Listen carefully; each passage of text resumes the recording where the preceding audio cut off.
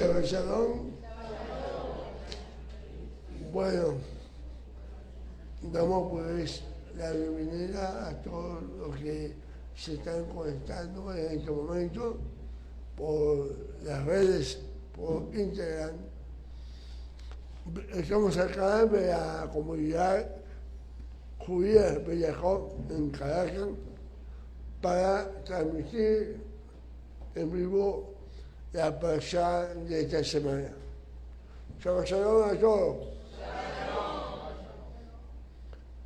La porción de esta semana está en Deuteronomio de Baín, capítulo 16, al capítulo 21,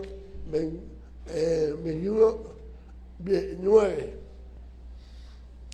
Y comienza diciendo, designarás shoftim, jueces, y sosterín oficiales en todas las ciudades que te da el Señor, tu Eloa, tu Dios, para tus tribus, y ellos juzgarán al pueblo con juicio recto.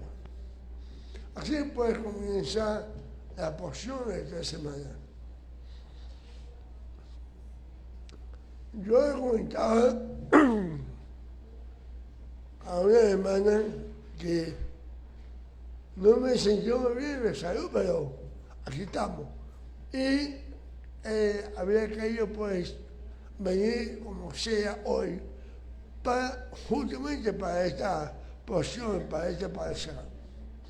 Porque me parece muy interesante por las diversas enseñanzas que nos trae esta parashá, pero especialmente está la que he escogido para hoy, porque me llenó realmente, espiritualmente me llenó mucho y quiero pues transmitírsela a ustedes.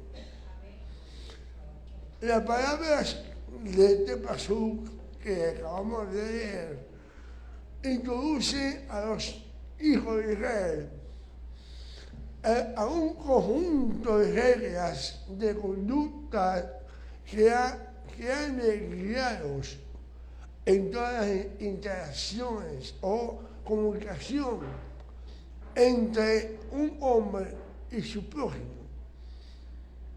Cuando las tierras sean habitadas, será necesario shoftim, jueces y oficiales para asegurar que las leyes que se enumeran en esta porción, en esta parashá de hoy, sean cumplidas y para castigar toda transgresión. Dentro de este cuerpo de la ley hay estatutos de lo que depende el bienestar del Estado de Israel. Elegir a un rey es una de las tantas normas que hoy nos ofrece esta parashá. El modo de conducta que ha de seguir el rey, la actitud de Israel hacia los Kohanim, hacia los sacerdotes y también hacia los levitas que hay entre ellos y los regalos que le corresponden a los Kohanim, a los levitas. También nos hablan de desarraigar la idolatría. Los profetas y de sus profecías también nos hablan. Las ciudades de refugio nos habla de la guerra y de la paz. Y la ley referente a la Eglah Arufá.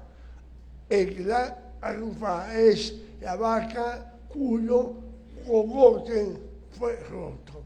Imagínense usted, una ley para nos lo pone el Eterno para esta ocasión.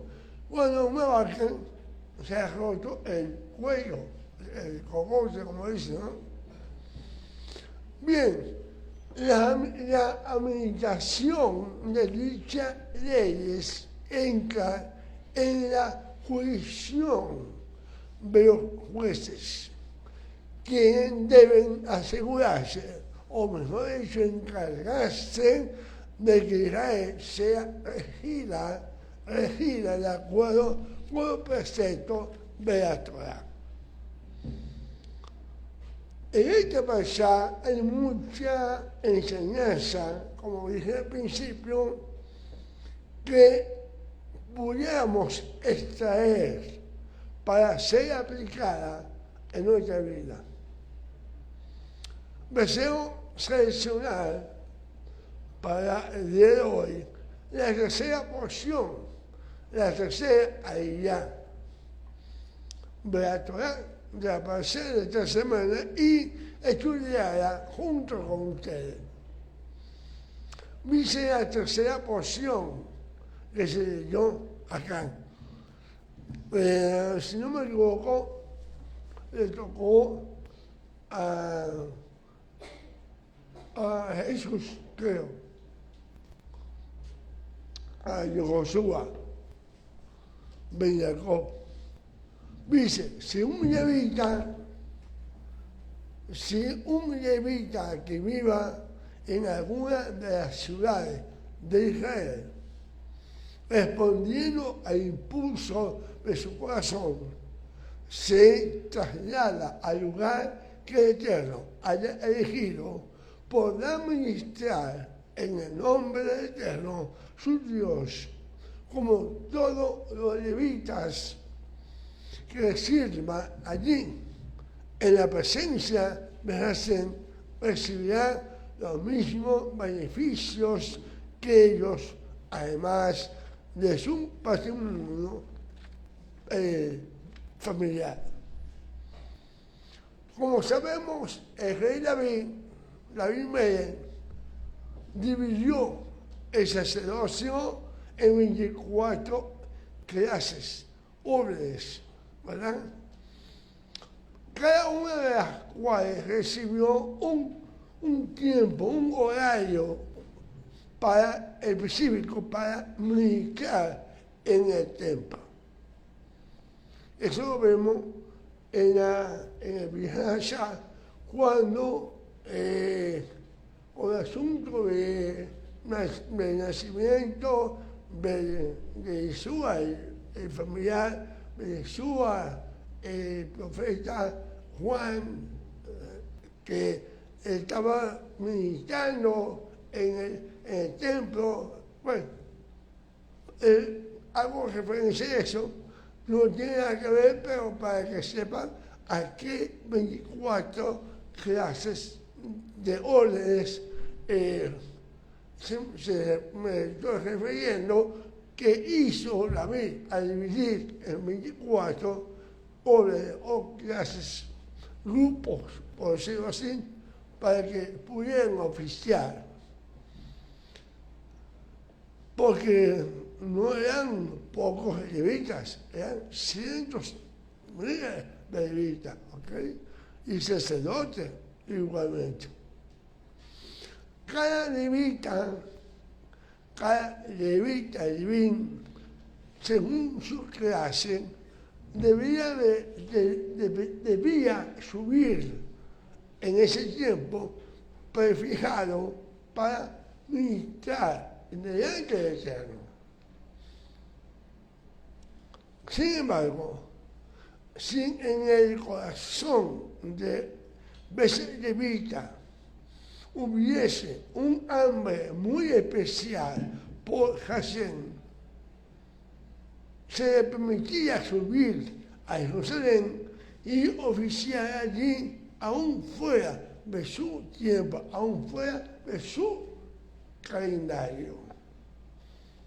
Esto permitía a los sacerdotes, a los levitas, servir al Eterno más allá de la letra de la ley, más allá de su deber, a fin de saciar su hambre por Hashem y su deseo de servicio. aún en el caso de que subiesen a Jerusalén durante los días de las grandes fiestas, de las grandes festividades, como es Yom Kippur, Yom Teruah, Yom Kippur, Sukkot, ¿verdad? Se les debía permitir hacerlo. Si este día sentía ese deseo de servir al Eterno, fuera de su horario, se le permitía servir. Fuera del turno y recibir su parte en las ofrendas pertenecientes a sus hermanos. ¿Cuál es la razón que está detrás de todo esto? Creo que deseo comunicarle, transmitir a ustedes que Hashem no se debe servir únicamente dentro de un calendario fijo, sino todo el tiempo que haya en el corazón de sus hijos un celo por el Señor, una pasión por Él, independientemente si está bajo obligación de hacerlo o no. Los judíos en el exilio podemos entender muy bien este versículo de la Torah, porque en cierto sentido cada uno de nosotros, mientras estamos fuera de la tierra de Israel, somos levitas. ¿En qué sentido? Recuerden que una de las características de los levitas es que no tiene herencia en la tierra de Israel. Su herencia es el tabernáculo. Su herencia es Hashem. Pues bien, en el exilio estamos sin bendición de la tierra de Israel. No sé si me están siguiendo. Y por lo tanto, nos encontramos en el mismo nivel que los levitas, sin herencia de la tierra. Por consiguiente, cada uno de ustedes, cuando dejando a un lado por un tiempo sus trabajos, su negocio, su tiempo, su negocio cotidiano, se dedica a servir al Eterno, se dedica a visitar, por ejemplo, a un enfermo o tomar cuidado de los ancianos que no tienen protección, a consolar a los que sufren, a cubrir a un desnudo, a causar que un niño ría de nuevo, o que un joven sin recursos pueda hacerse una carrera universitaria.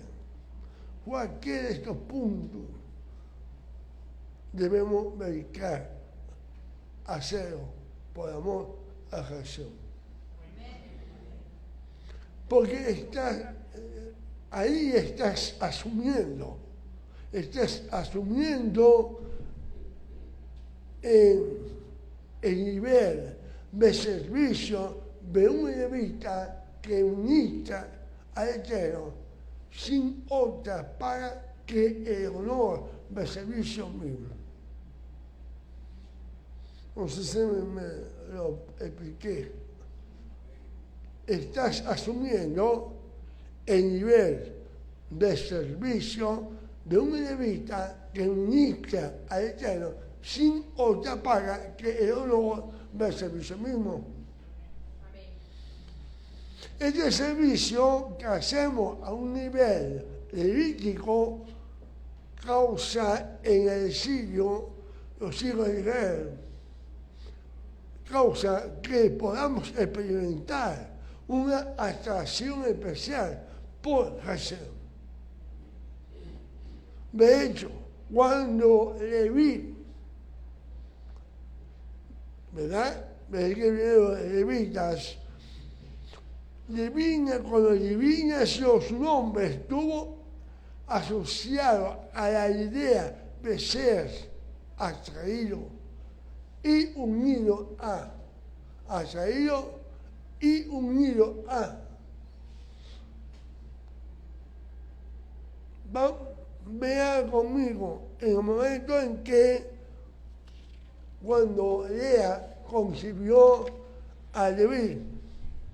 Eso lo vemos en Génesis 29:34, que dice, otra vez concibió y dio a luz a un hijo y confesó. Se está refiriendo a ella, ¿verdad? Esta vez mi marido quedará unido a mí, porque he dado a luz 3 hijos. Por lo tanto, llamó su nombre Leví. ¿Qué significa Leví? Viene de la raíz Yarabé, cuyo significado literal es conexión, pero no simplemente conexión, sino conexión a la semejanza del Eterno. Por eso está allí Yahvé. Ese ya se está refiriendo al Eterno. Porque Leví es conexión, pero cuando él dice Yahvé se está conexión, como dije, conexión a la semejanza de Dios, a la semejanza del Eterno. Es decir, un nivel de conexión que une el corazón de una persona a otra persona. Ser un levita es, por lo tanto, estar conectado de una manera única al corazón de Jesús. Ahora bien, recordemos que en el judaísmo se enseña que cuando un judío decide servir a Hashem de todo corazón, tal intención actúa como un catalizador de la santidad del Eterno, a tal medida que es considerado como igual a la santidad de la posición única dada al Conquistador, al sumo sacerdote. ¿Me siguen? ¿En qué sentido? Que así como la porción del Cohen es el Eterno, así cuando servimos a Hashem sin otra motivación terrenal, nuestra herencia entonces es solamente Hashem. Y en este sentido nos construimos en levita.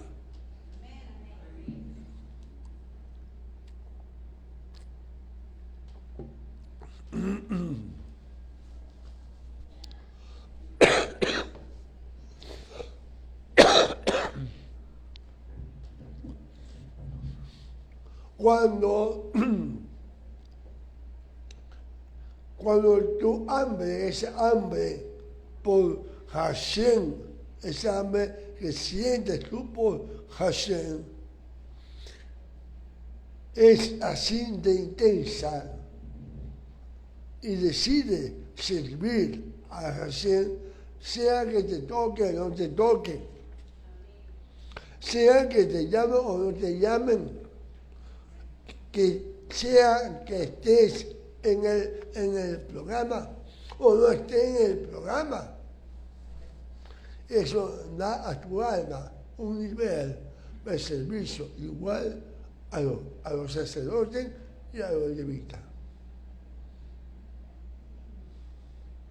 En este momento hay un grupo allá sentado atrás que son los que están prestando servicio, ¿verdad?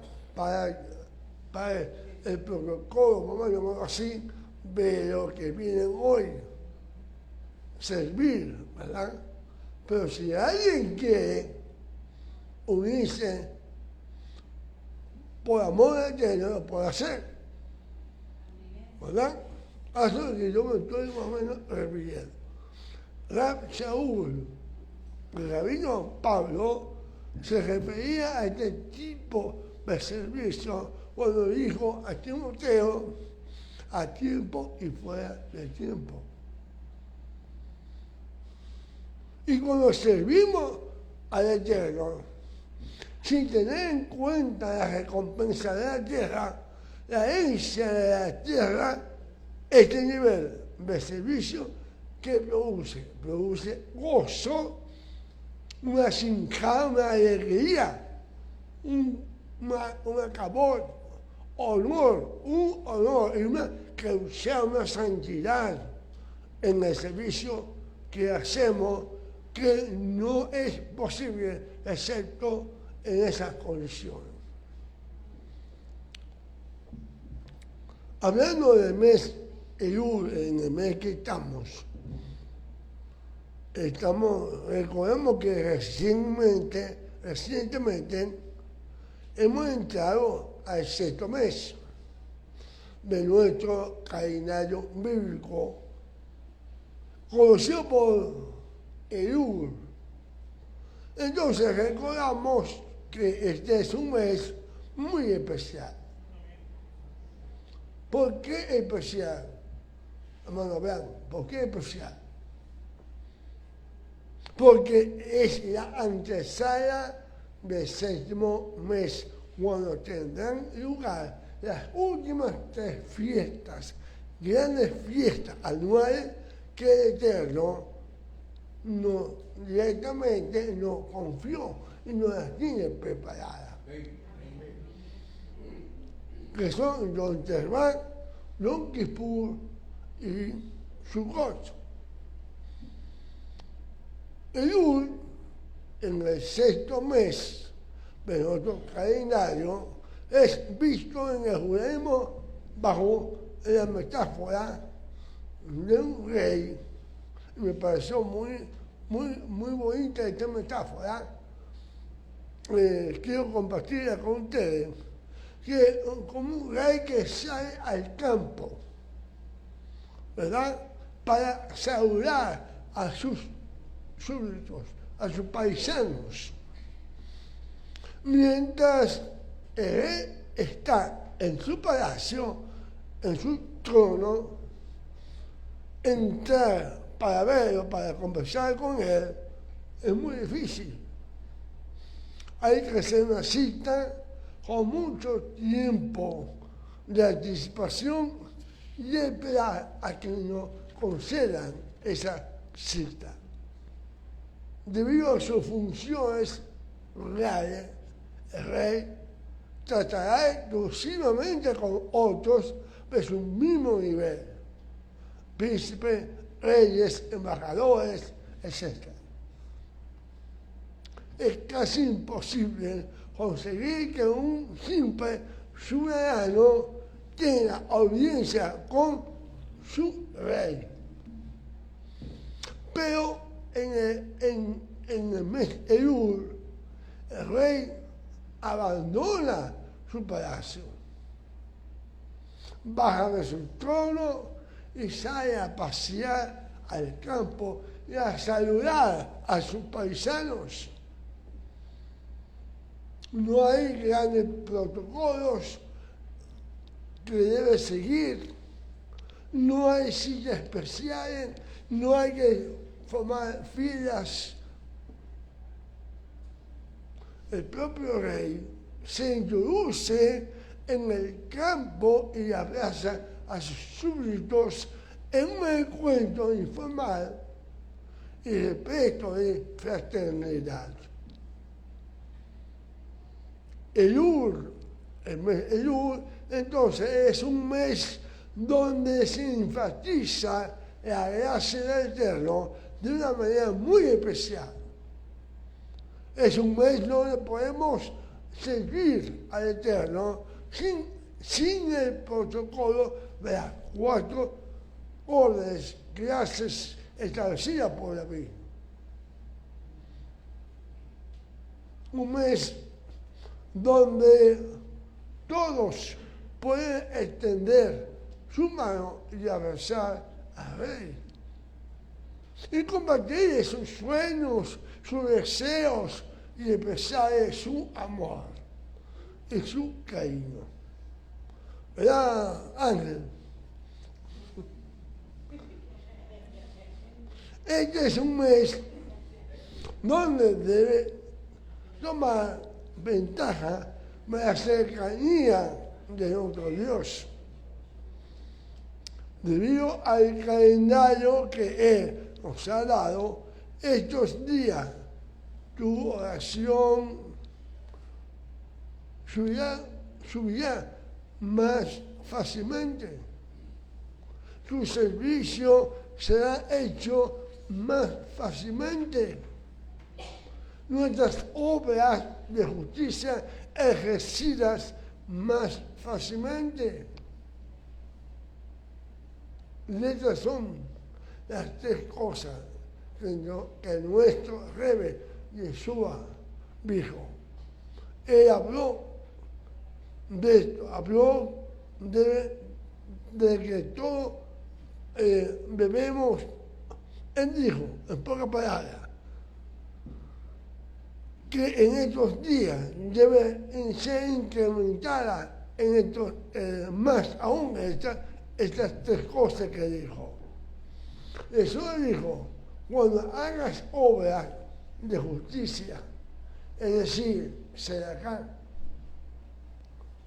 dijo, cuando oes, tefilá, y dijo, cuando ayunes, estas 3 cosas, el ayuno, la oración, las buenas obras, deberán ser incrementadas en estos días cuando el Rey sale al campo y nos prepara para recibir las últimas 3 fiestas del año que se nos acercan.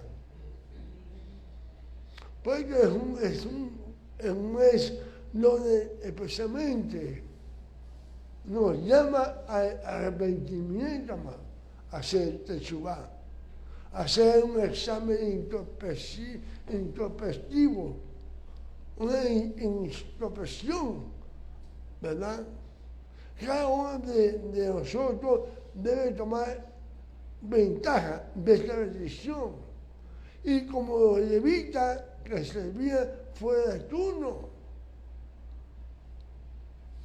ir más allá de su deber, ir más allá del programa escrito y servir al Eterno con un corazón desbordado de amor por Él y por nuestro Mesías, Jesús.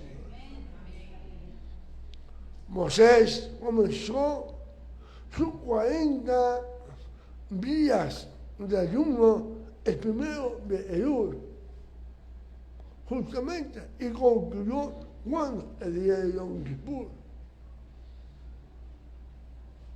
Mashiach también comenzó su abodá, su servicio a Hashem, abodá Hashem, en el mes de Elul, llamando al pueblo a qué, a prepararse, como decía antes, al arrepentimiento sincero. Arrepentimiento sincero, que no sea un remordimiento, no un arrepentimiento sincero. Para recibir ¿qué? El regalo de la era mesiánica. Y es por medio de Mashiach que las cosas secretas de la Torah comenzaron a ser reveladas a los hijos de Israel. Jesús inició la edad mesiánica que iría, o que mejor dicho, que iría en ascenso hasta su plena manifestación como Mashiach ben David. En el judaísmo, amado, tenemos el concepto de Kinyan Torah, Kinyan Torah, es decir, la adquisición de la Torah.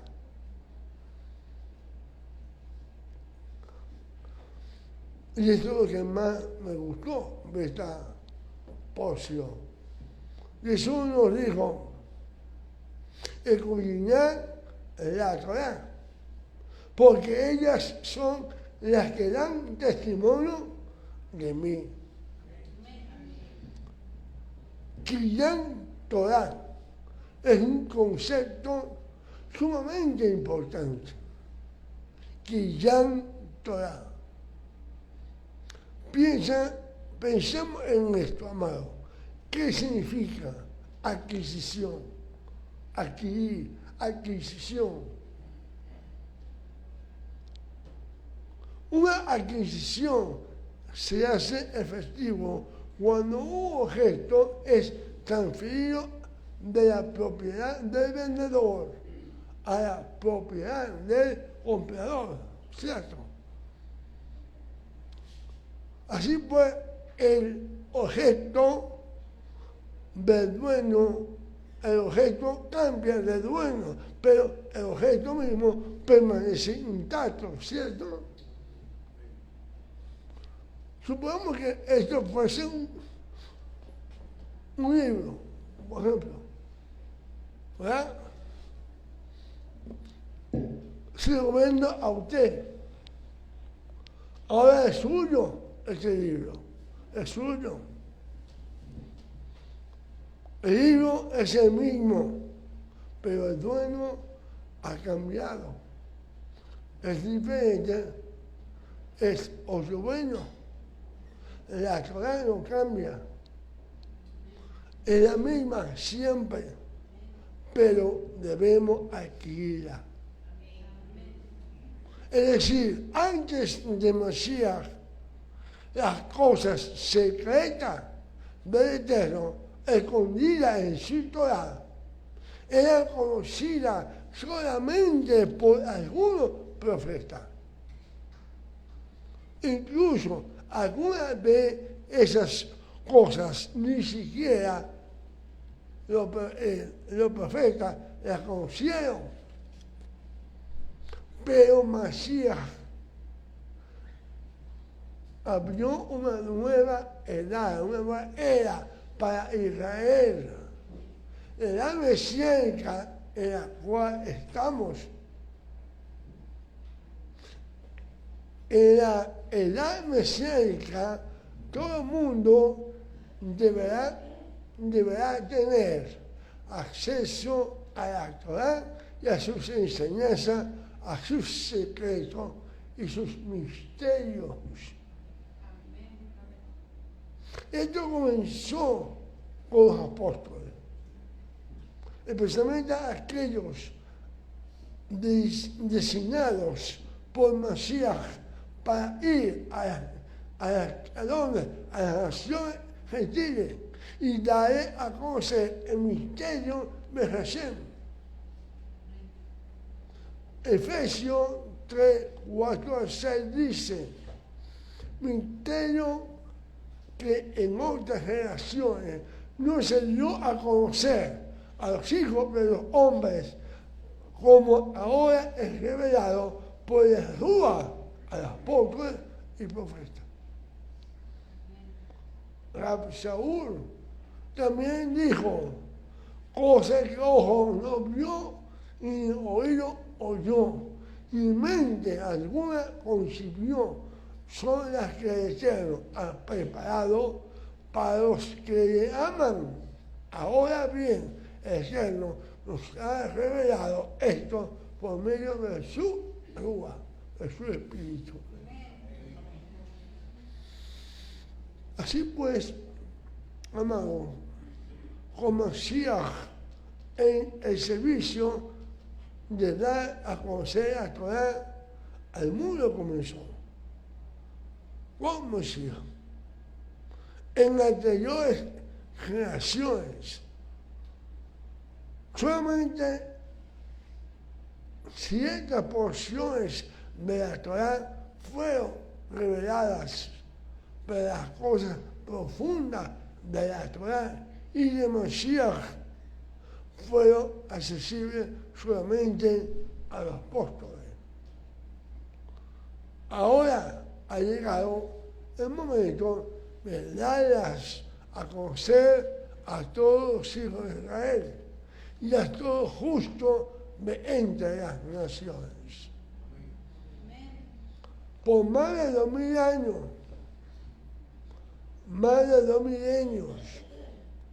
hemos estado con Torah y con Mashiach. La hora ha llegado para que cada judío conozca el misterio de Dios, el misterio de Mashiach, y sea instruido en las profundidades de la Torah con Mashiach. Cuando Mashiach ben David, el Mesías triunfante, aparezca en las nubes del cielo con gran poder y gloria, entonces Él completará la tarea y causará que todos grandes y chicos conozcan al Eterno a tal magnitud que no tendremos necesidad de maestro, porque todos le conoceremos de mayor hasta el menor. Cuando será esto, Mashiach nos hará adquirir la Torah. Es decir, el conocimiento que Mashiach tiene de Hashem, su Padre, y de la Torah, nos será traspasado para que cada uno de nosotros sirva a Hashem como un levita. Cuando esto ocurra, no habrá necesidad de Mashiach como intermediario, porque el Padre mismo nos ama y tendremos acceso directo a Hashem. Así que concluida su obra, como nos ha enseñado Rab Shaul, Mashiach entregará el reino al Eterno para que Hashem sea todo en todos. Ahora, para que esto ocurra, tenemos que aprender el secreto de adquisición de la santidad de Mashiach. Es otra cosa. La adquisición de la santidad de Mashiach.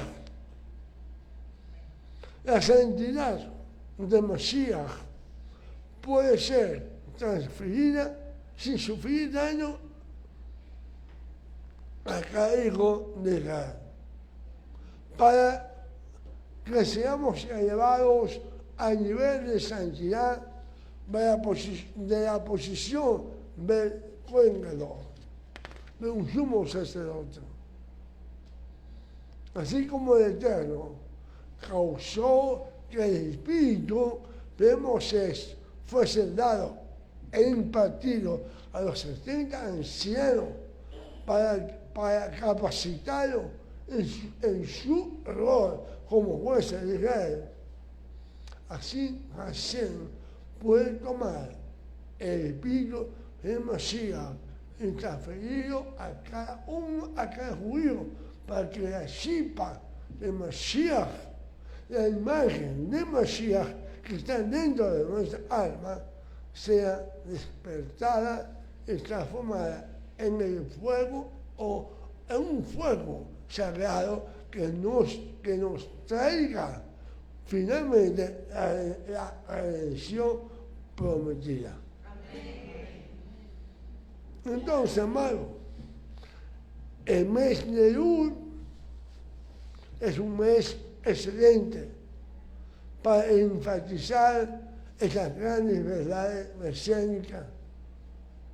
Como sabemos, cada mes de nuestro calendario bíblico está asociado ciertos conceptos claves que tienen que ver con la redención final. El concepto asociado con Elul, que es el mes de énfasis de la importancia de hacer teshuvá, arrepentimiento, tiene su concepto clave. Y ese concepto clave se le conoce como Nisajón, victoria. Cada uno de nosotros enfrenta una seria batalla por mantenerlo en santidad. ¿Sí o no? Delante de Hashem, delante de nuestra familia, delante de la comunidad. Tenemos serios problemas para mantenernos en santidad, en Kedushá. Cada uno de nosotros libramos nuestra propia batalla en sus propias circunstancias para vencer la mala inclinación. Lo que llamarían en el cristianismo el viejo hombre. El hombre de pecado que está escondido en nuestros miembros. Mashiach vino para darnos nisajón, victoria sobre nuestra mala inclinación. ¿Me siguen? ¿Cómo? ¿Me siguen? Deme ánimo, porque yo estoy aquí parado, pero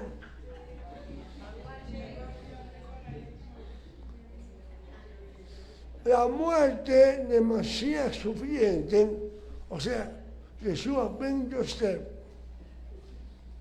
significó la muerte legal de la mala inclinación, de manera que ya no sirvamos más al pecado, sino a la justicia. Rab Shaul decía, no reine pues el pecado en vuestro cuerpo mortal, de modo que le obedezcáis en sus circunstancias, sino presentaos vuestro mismo al Eterno como vivo de entre los muertos. ¿Quién es el muerto acá? El muerto aquí es la mala inclinación. El viejo hombre. ¿Quién es el vivo aquí? El hombre diseñado por el Eterno para cada uno de nosotros en santidad y justicia. Como un levita que sirva al Eterno, fuera de su calendario. No le toca, pero él quiere servir. No le toca ese día, pero él quiere ir.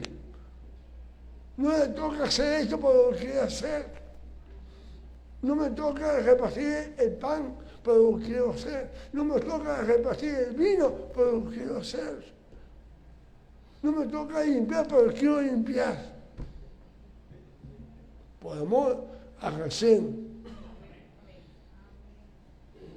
como un levita que sirve a Hashem fuera de su calendario, con un corazón para el Eterno, que va más allá de lo que se le pide para temerle y hacer su voluntad. El mes Elul es un mes de nisajón, de victoria, para cada uno de nosotros. Amén. Si aprendemos a transferir la santidad y la Mashiach a nuestra vida. Solamente así se cumplirá el deseo original de nuestro Padre Celestial, que deseamos o que seamos un reino de sacerdotes y gente santa. ¿Por qué tuvo miedo a decir santa? Cuidado. Estamos en el mes Elul. Le llamo al arrepentimiento, ¿no? Para entonces, no solamente los sacerdotes serán los únicos que tendrán acceso al lugar santísimo, sino que todos seremos elevados por Mashiach a nivel de santidad de la posición dada al coordinador, para que entendamos lo que fue escrito en relación a Apocalipsis 1:6, al que nos hizo reyes y sacerdotes para Dios su Padre. Entonces, amados, como también nos enseñó Mashiach, que dijo al Eterno sea la gloria, el poder y la honra por los siglos de los siglos. Amén. Y finalizando, amado, para concluir, en mi más sincera tefilá, que este mes de Elul, que recientemente estamos comenzando, sea un tiempo donde cada uno de ustedes experimente una elevación de Kedushá, de santidad en su vida. Una elevación de servicio en su vida y una promoción de autoridad y responsabilidad en el Mahut del reino, por amor a Hashem y por amor a Mashiach. En esa misma medida que hagamos esto y experimentemos esto, el Eterno nos enviará a Mashiach ben David, al Mesías triunfante, para completar la obra que está aún inconclusa.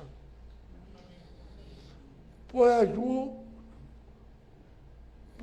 tu servicio al Eterno, a este nivel de santidad y compromiso, causar que el Mashiach nos sea enviado pronto en nuestros días.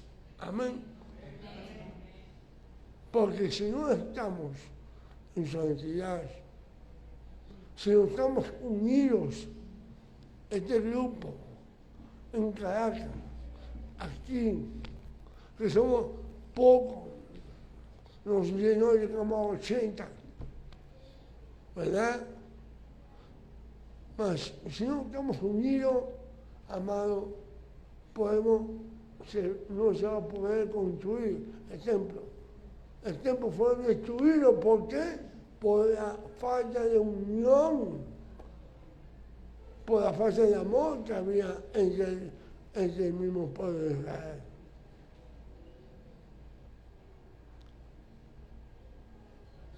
el Mesías vendrá cuando todos estemos unidos, amados. Un ejad. Y vendrá, entonces, como dice el Talmud, ya no vendrá un burrito, un burro, un hijo de una burra, no un asno, ¿verdad? De un caballo galopante, porque va a venir a tomar el reino, su trono aquí en la tierra. Bueno, hermano, lo que me resta decir, Shabbat Shalom.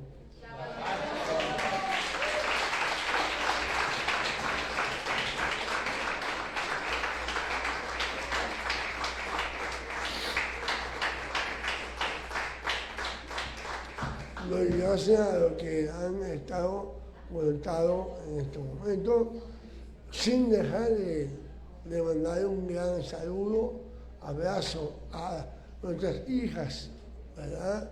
Aquí en Alto Mirandino, a su líder, a hermano Díaz Bellacob, a su esposa Jessica, Jessie, en Maracaibo, Eloy Efraín Bellacob, a su esposa Jessica.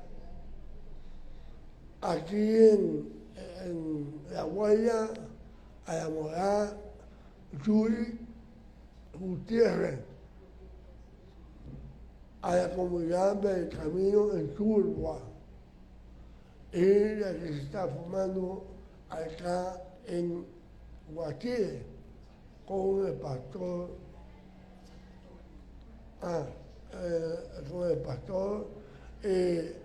pronto, Moré.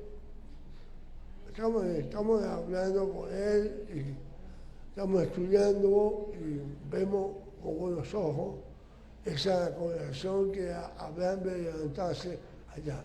Y obviamente un abrazo fuerte a mi hijo Renato, allá en San Cristóbal, ahí a su familia también y a los que están con él. A todos, Shabbat Shalom.